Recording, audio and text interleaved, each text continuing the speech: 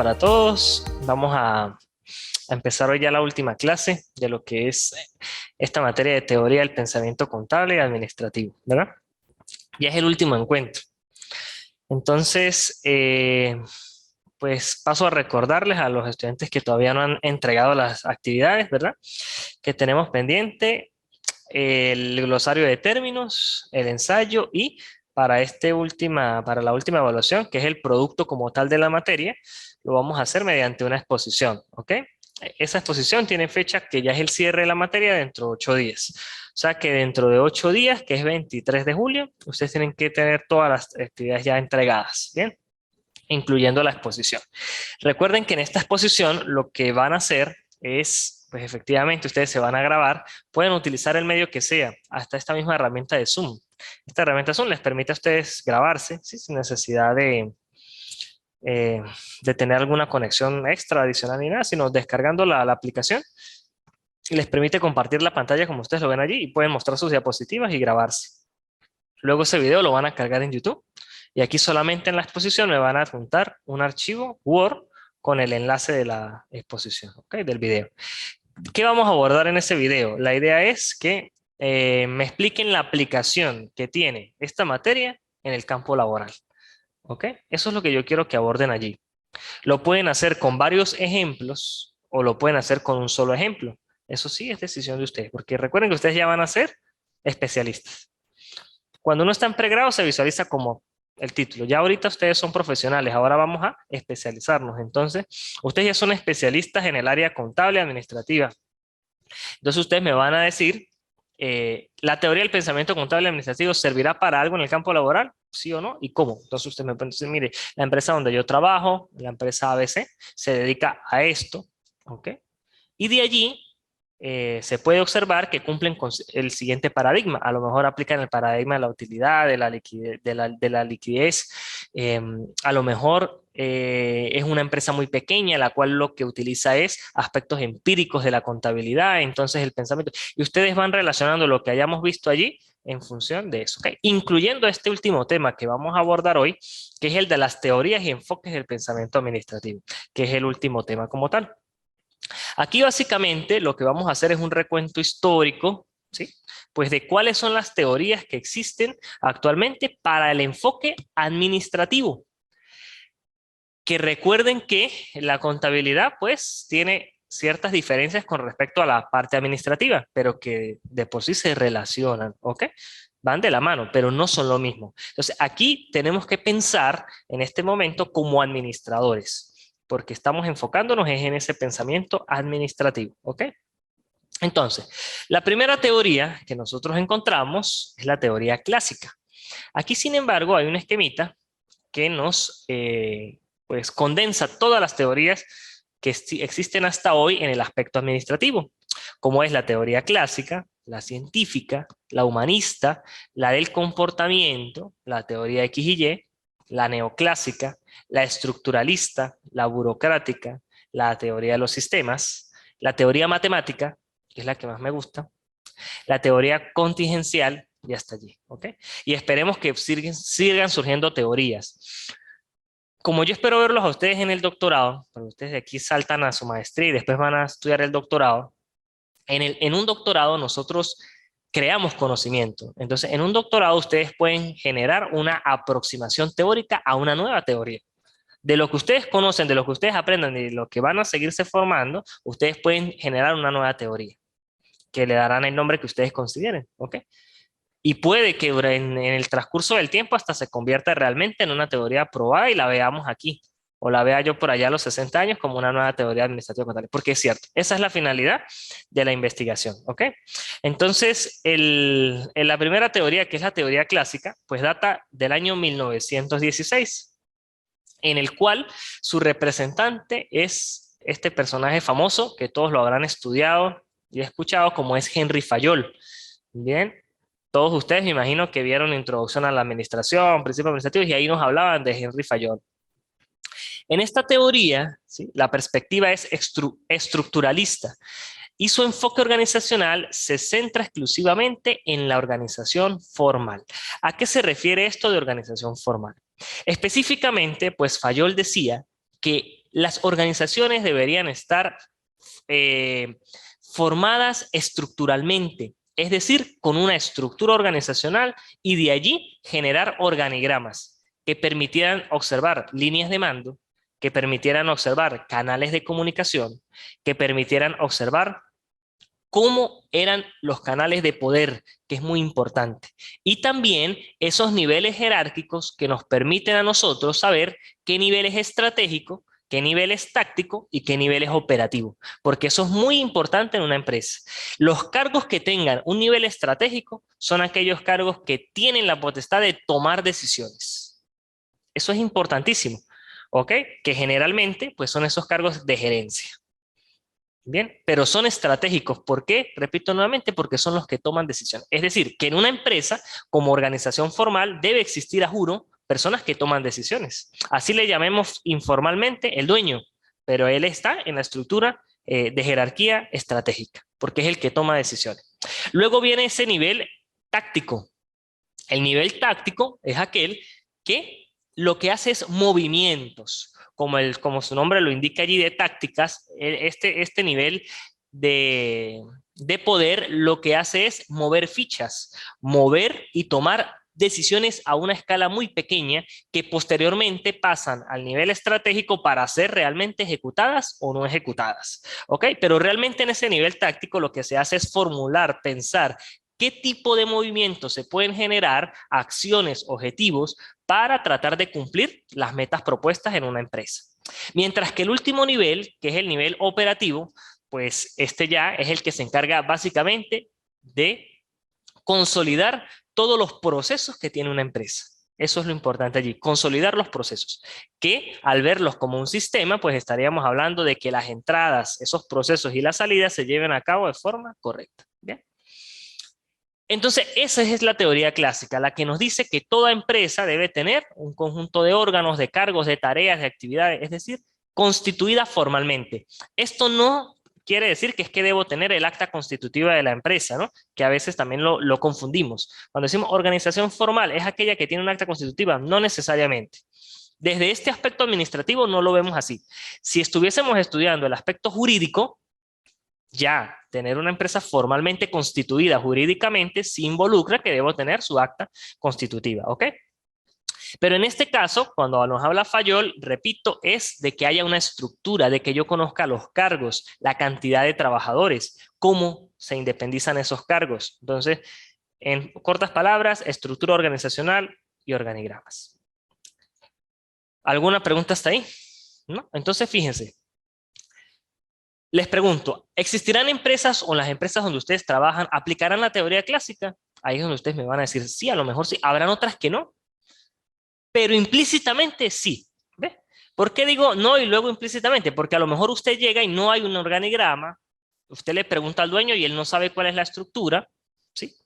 Pero estamos conscientes que hay el dueño, por ejemplo, es el gerente. Estamos conscientes que si hay un cajero, él es la parte operativa y que va debajo del gerente. Estamos conscientes que si hay un administrador, entonces ya nosotros como profesionales pues nos imaginamos esa estructura a pesar de que la empresa no la tenga constituida. Bien. Entonces, lo que hay que hacer para representar esta teoría clásica es formalizar esa empresa. O sea que lo que ustedes deberían proponer es crear una estructura, diseñar los organigramas. ¿Ok? Entonces, eso es en este aspecto. Posteriormente, encontramos la teoría científica. La teoría científica viene representada por Frederick Taylor, quien desarrolla esta teoría en el año 1903.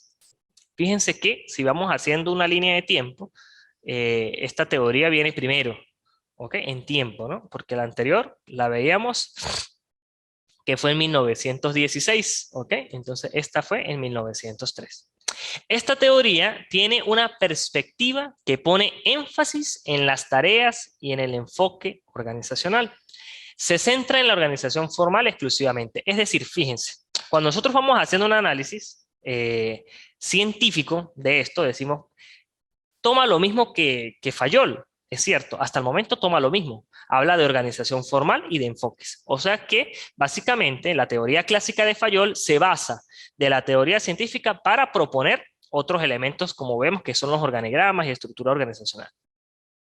El método se centra en la departamentalización. Entonces, la teoría científica explica que más allá de la estructura y los organigramas, pues yo debo generar departamentos. Y que cada uno de esos departamentos debe tener cargos, funciones y tareas.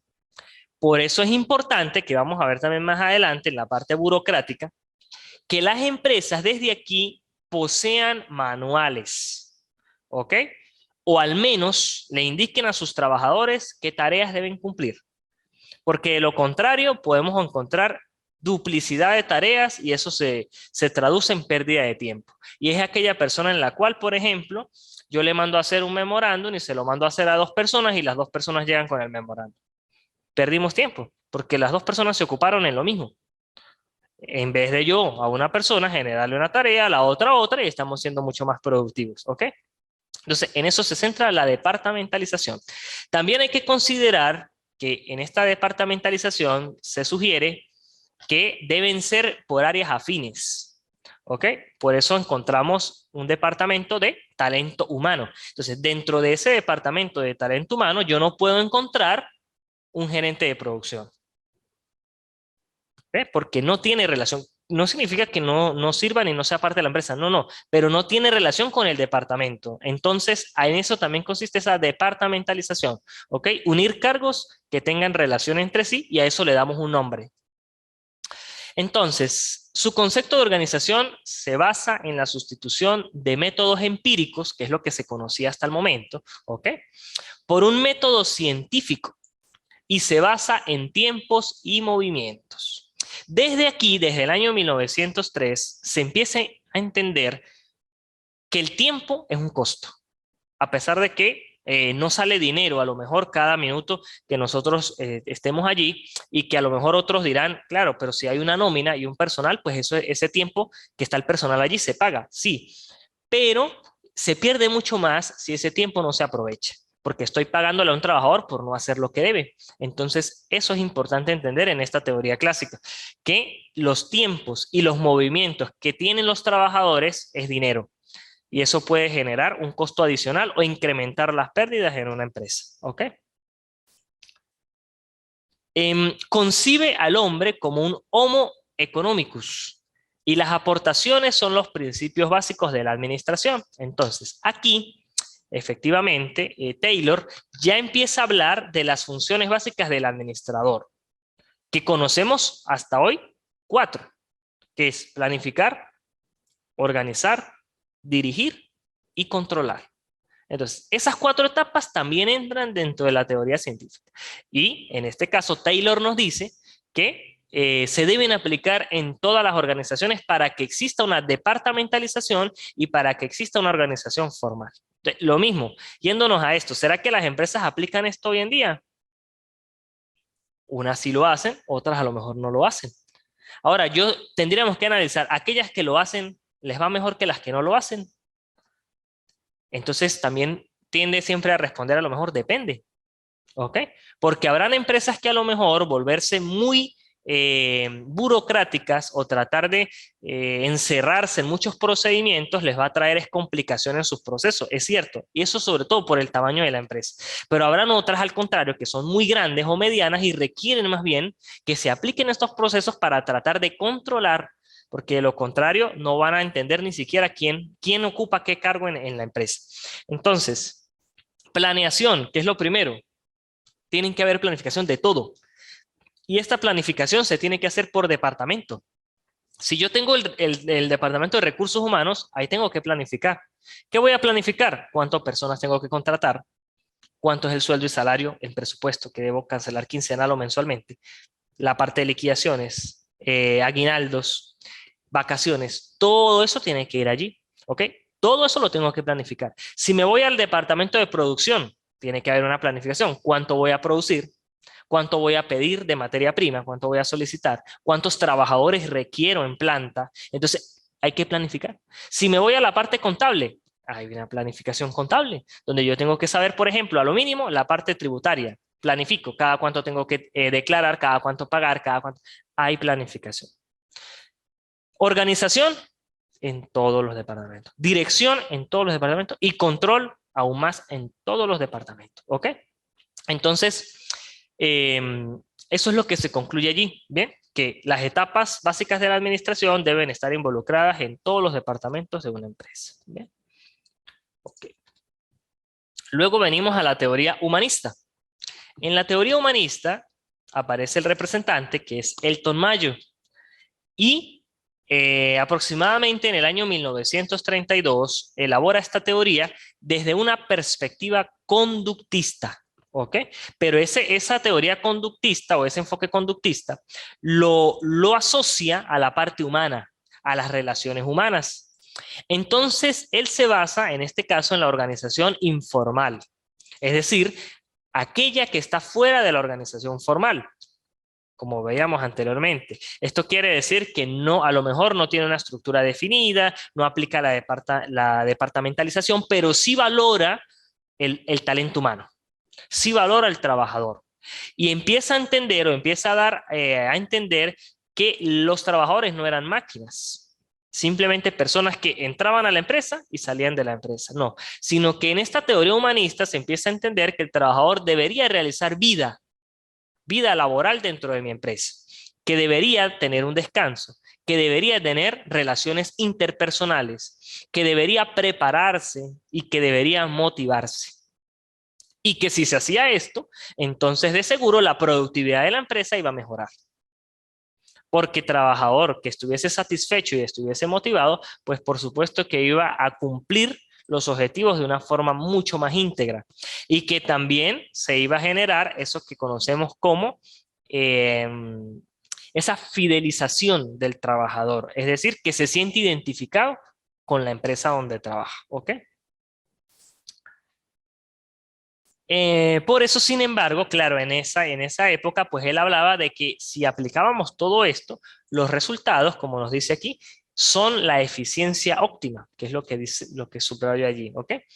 A lo mejor, hoy en día esto, pues como es una teoría, puede llegar a ser cuestionable, porque si hablamos de eficiencia óptima, pues sería como que la empresa va a caminar a un 100%, y ya en la realidad no es así tampoco. Yo le puedo aplicar toda esta teoría humanista a mi empresa y no voy a estar a una eficiencia óptima, porque siempre hay ciertas debilidades y siempre hay factores externos que influyen allí. Pero lo que sí podemos concluir es que si yo aplico la teoría humanista en mi empresa, sí voy a generar mejores resultados. Eso sí es concluyente y sí estaríamos todos de acuerdo en eso. Los resultados van a mejorar. Eficiencia óptima tendríamos que estudiarlo, ¿ok? Y a lo mejor dependerá de cada empresa. Pero de que mejoran los resultados, sí van a mejorar, ¿ok? Por eso de aquí también, de esta teoría humanista, parte posteriormente lo que es la seguridad laboral, lo que es la higiene y seguridad ocupacional. Empezar a entender que los trabajadores necesitan equipos de protección personal, ¿sí? Que necesitaban una jornada laboral mucho más aceptable, amigable, ¿bien? Tratar de reducir un poco esa explotación laboral que existía en el momento. ¿Ok? Ahora vamos con la teoría del comportamiento. En esta teoría del comportamiento, el que aporta a la administración es Abraham Maslow, que me imagino que ustedes lo habrán escuchado, mínimo por esa pirámide de Maslow, ¿verdad? De las necesidades. Entonces, en el año 1950 desarrolló esta teoría también desde una perspectiva conductista. Él estudió la organización como un todo, es decir, tanto la formal como a la informal. Bien, se enfoca sobre todo en los aspectos psicológicos de la empresa. Como ya empezamos a entender que hay una teoría humanista y que el recurso humano vale y que el recurso humano, como nos dice Chavenato en uno de sus libros, que él dice, la razón de ser de las empresas es su capital humano. Y él lo llama así, lo llama capital humano, porque dentro de su concepción dice que el recurso humano vale y que como vale es capital. ¿Ok? Entonces, al empezar a entender esto, pues ya se empieza a hablar de este término, psicología organizacional. Empezar a entender que los trabajadores como personas y como seres humanos tienen problemas, tienen conductas, y que de allí es importante también conocer el porqué de esa razón para tratar de motivar, de ayudar a que él mejore. Porque cuando vemos que un trabajador llega, por ejemplo, desmotivado, o un poco distraído, y simplemente el gerente, el dueño o el jefe lo que hace es caer encima, reprocharlo, regañarlo, a lo mejor estamos empeorando esa conducta del trabajador. En vez de primero conversar con él y preguntar qué le pasa, qué tiene, qué le incomoda, y tratar de ver si la solución depende de la empresa o no depende de la empresa. Pero al menos tratar de canalizar por otra vía esa situación de problema que hay dentro del trabajo. ¿Ok? El concepto de organización se basa en las relaciones interpersonales. La concepción del hombre es de un ser individual y social. Los aportes de la teoría del comportamiento de Maslow o de las necesidades, habla también de esas necesidades humanas sobre la misma pirámide que él creó, y que por eso hay que entender que los trabajadores van a ir cumpliendo metas y se van a ir superando desde una base hasta una pirámide, hasta la parte más alta de esa pirámide. Y que por eso era importante también tomar en cuenta esos ascensos dentro de las empresas, porque eso le generaba valoración al trabajador. Es decir, que el trabajador entró hoy a mi empresa y él no se proyecte en 40 años aquí, sino que él se proyecte en un escalafón, que vea futuro. Porque de lo contrario, si no había cumplimiento de metas ni ascensos, pues igual eso iba a afectar psicológicamente al trabajador, lo que iba a generar lo que nosotros llamamos alta rotación de personal, es decir, que las personas renuncien. Y recuerden que si las personas renuncian constantemente, eso también es negativo para una empresa. ¿Ok? Bien. Vámonos con la teoría X y Y. En la teoría X y Y, el representante es Douglas MacGregor. Elaboró esta teoría ya con una perspectiva mecanicista, ya no es conductista. Aquí, a partir de este momento, empieza a cambiar también esa forma de perspectiva. Dejamos el conductismo y nos vamos al mecanicismo.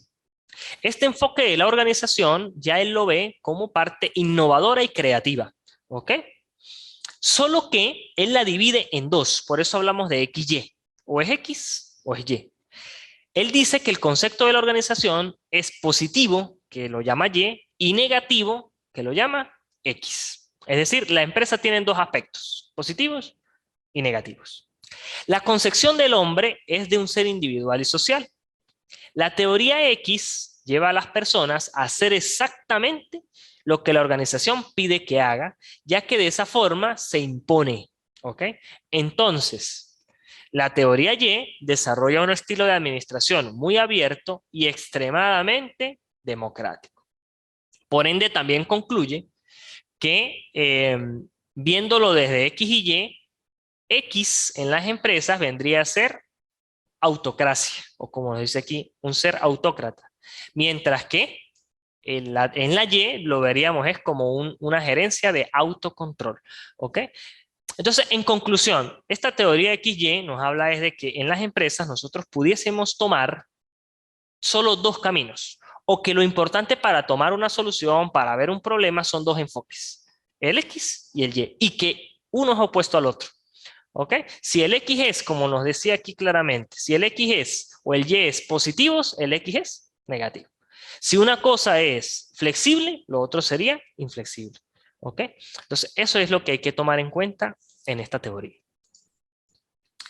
Luego la teoría neoclásica.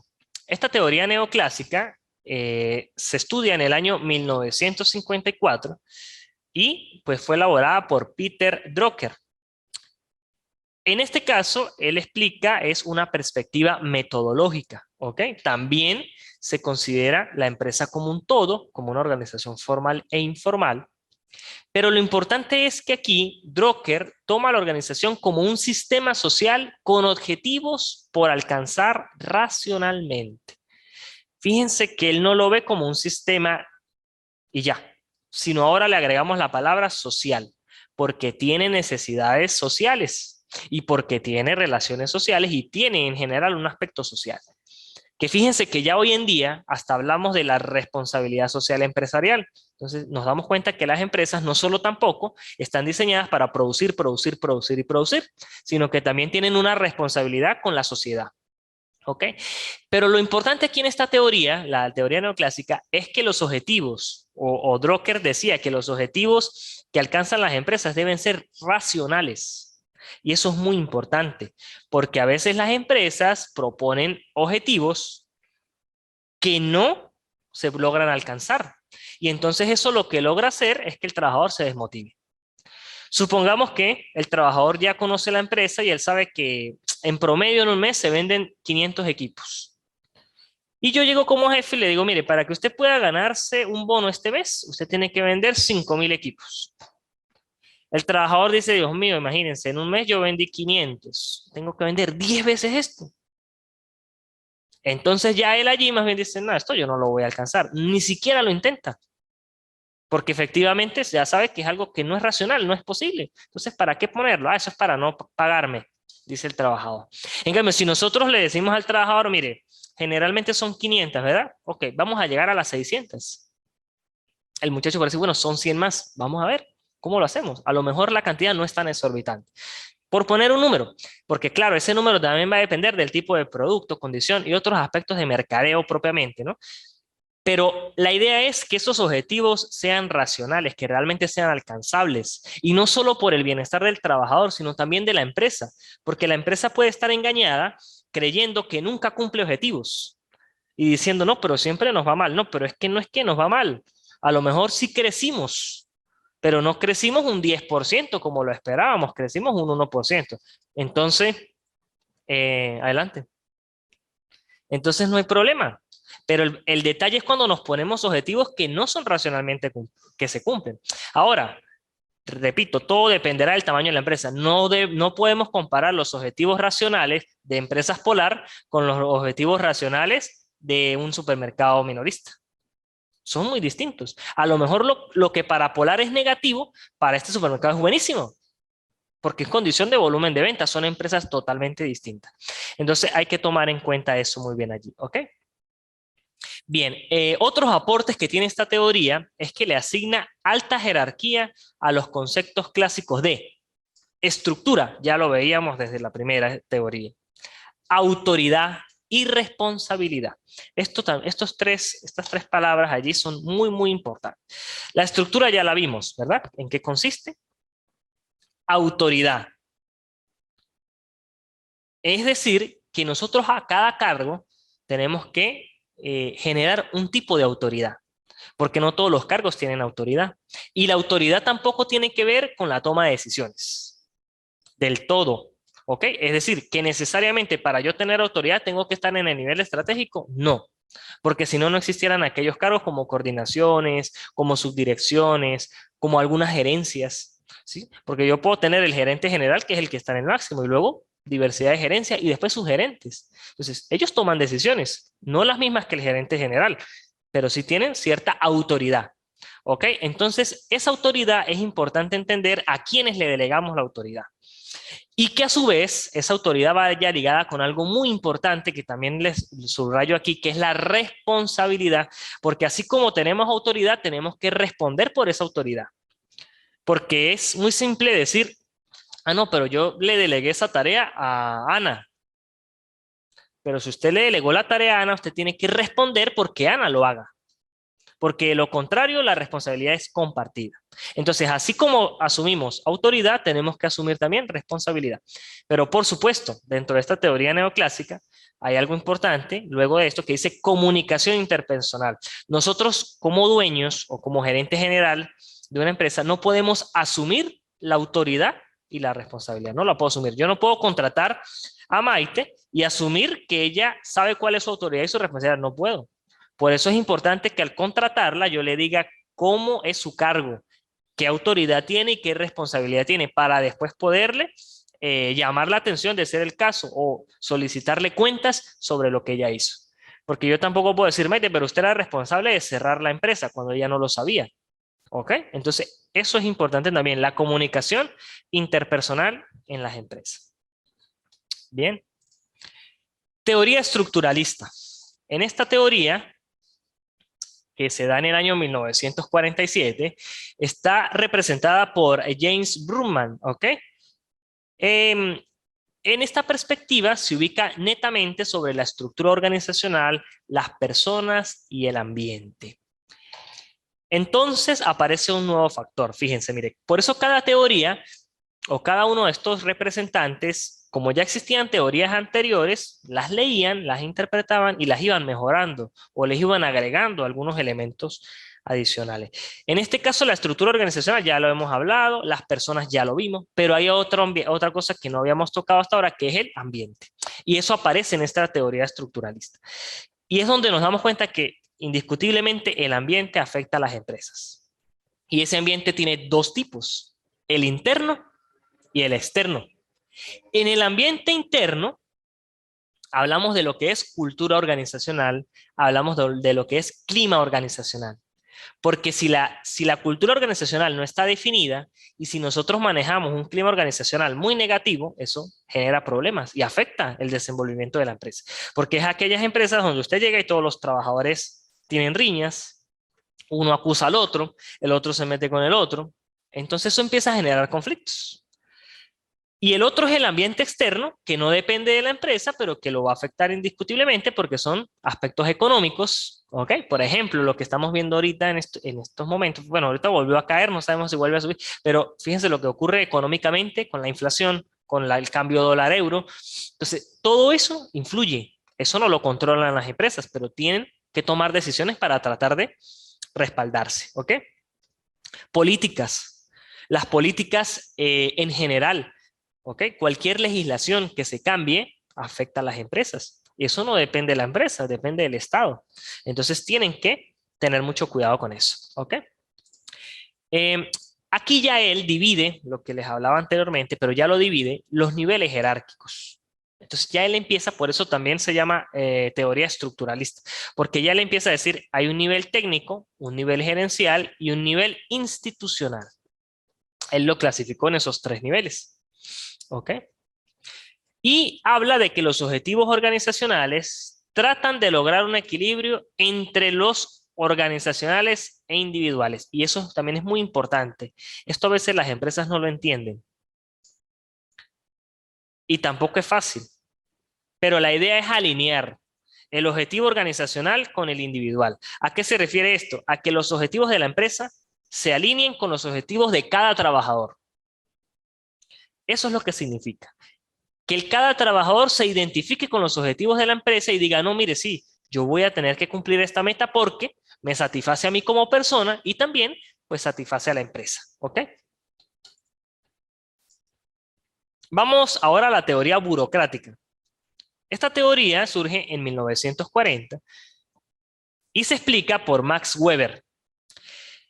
Él también toma en cuenta la perspectiva organizacional, de la estructura organizacional, pero aquí vamos netamente a una organización formal y a un enfoque como sistema cerrado. ¿Ok? Que hoy en día sabemos que no es así. Realmente las empresas no son sistemas cerrados, son sistemas abiertos netamente, porque tienen comunicación con un entorno. ¿Ok? Pero en ese momento él tomaba eso, consideraba que las empresas eran un sistema cerrado. La organización es humana, pero basada en la racionalidad. Las características de la organización son una serie de normas y reglamentos y división del trabajo. Entonces, aquí cuando aparece esta teoría burocrática, va más que todo a tratar de estandarizar los procesos. Eso hablaba Weber, que las empresas deberían tener normas y reglamentos que trataran de modelar la conducta de cada trabajador. Porque también es lo mismo. Se daban cuenta que las teorías anteriores me decían, mire, tenemos que tener responsabilidades, mire, tenemos que tener cargos. Ajá, pero ¿dónde está eso escrito? No estaba. Entonces, por eso Weber genera esta teoría burocrática y dice, bueno, para que eso se cumpla, debemos tener eso por escrito. Y es donde empiezan a aparecer las normas y procedimientos, donde yo llevo a una empresa y debería tener un manual de normas y procedimientos, donde me diga a mí cómo tengo que hacer cada procedimiento.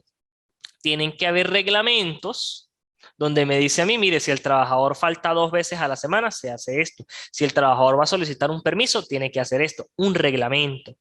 Y tiene que existir división del trabajo. Es decir, no todo un solo trabajador no puede hacer todo. Entonces yo tengo que dividir ese trabajo en varias personas. Y al dividir ese trabajo en varias personas, la responsabilidad también se divide. Entonces, el estrés laboral disminuye, porque el trabajador no se concentra en una sola tarea, sino que tiene apoyo, pues tiene diversidad en el cumplimiento de esas actividades. ¿Okay?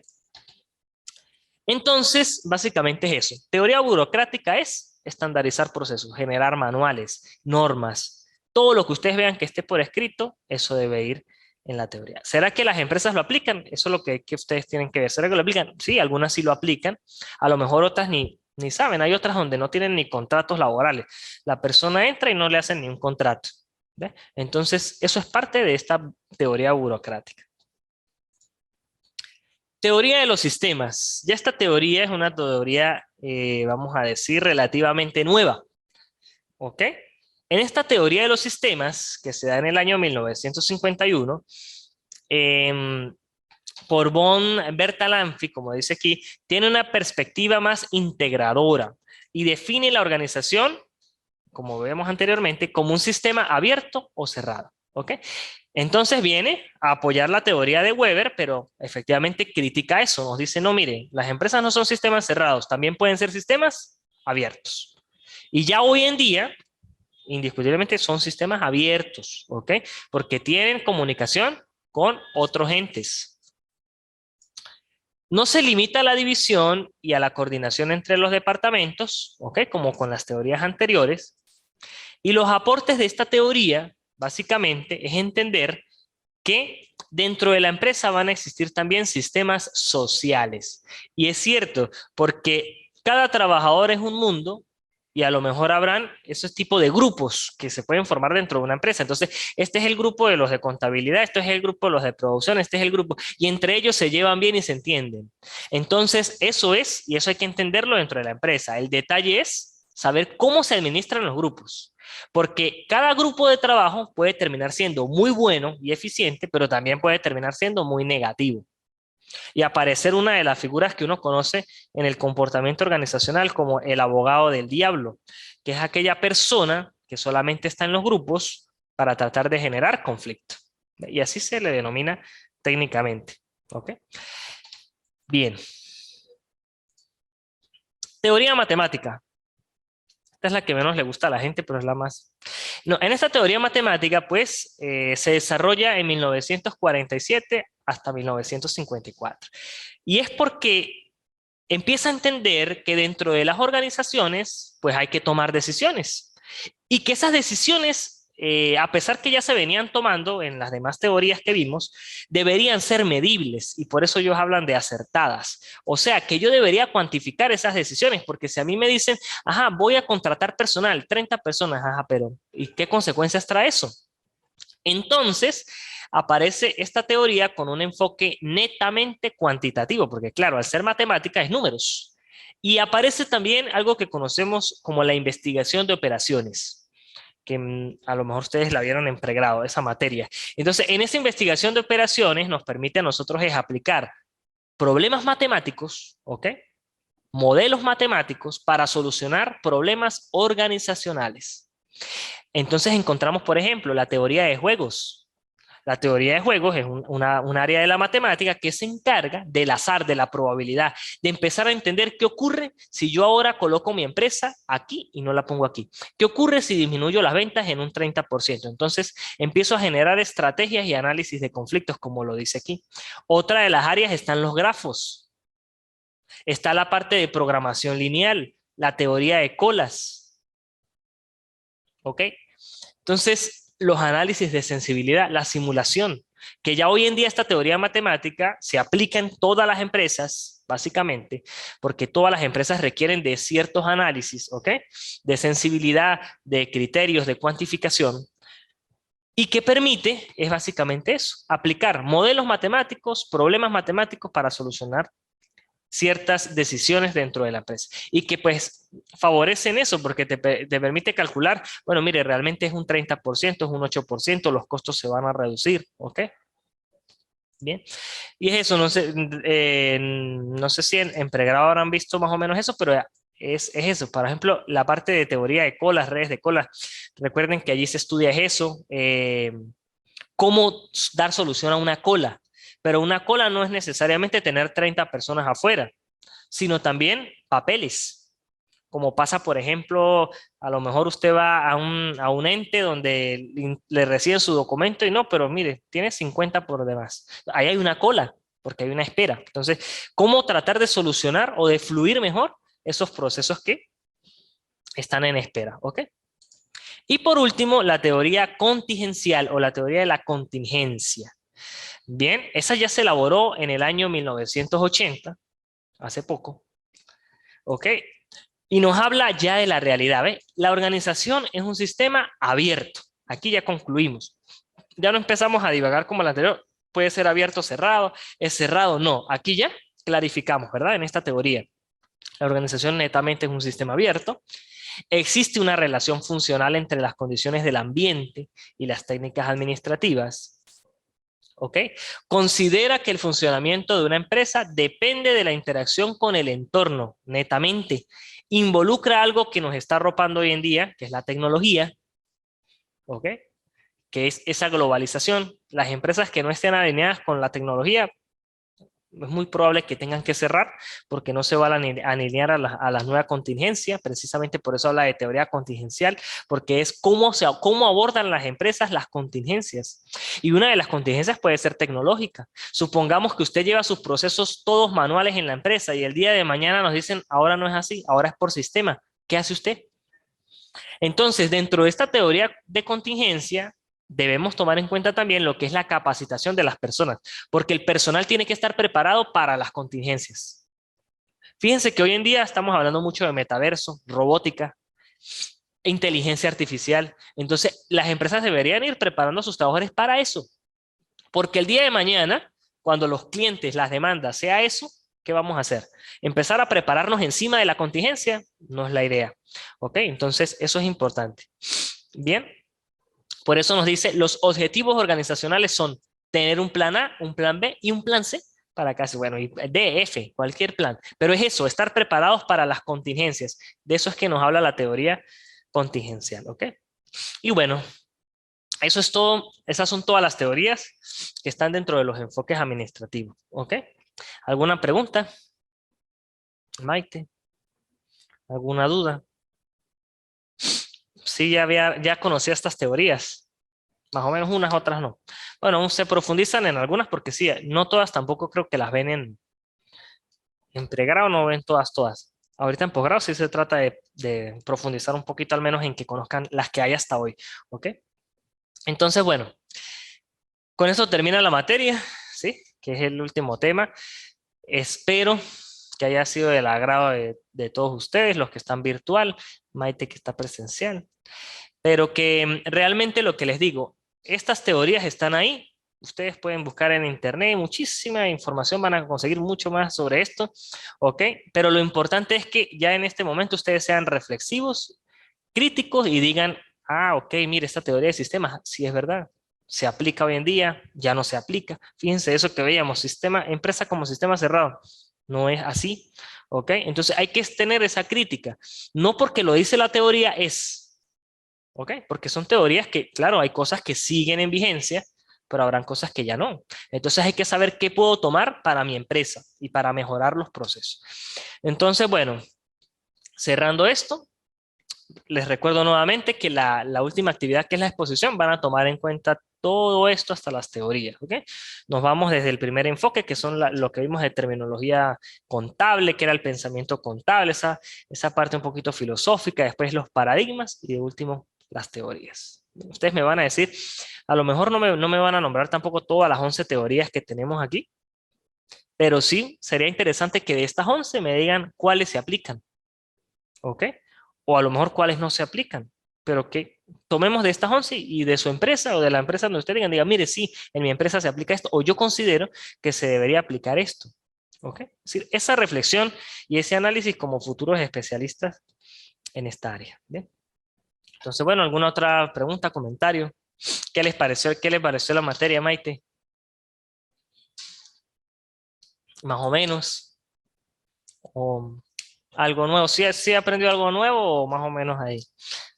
Sí, más o menos. Bueno, eso es lo importante, ¿ok?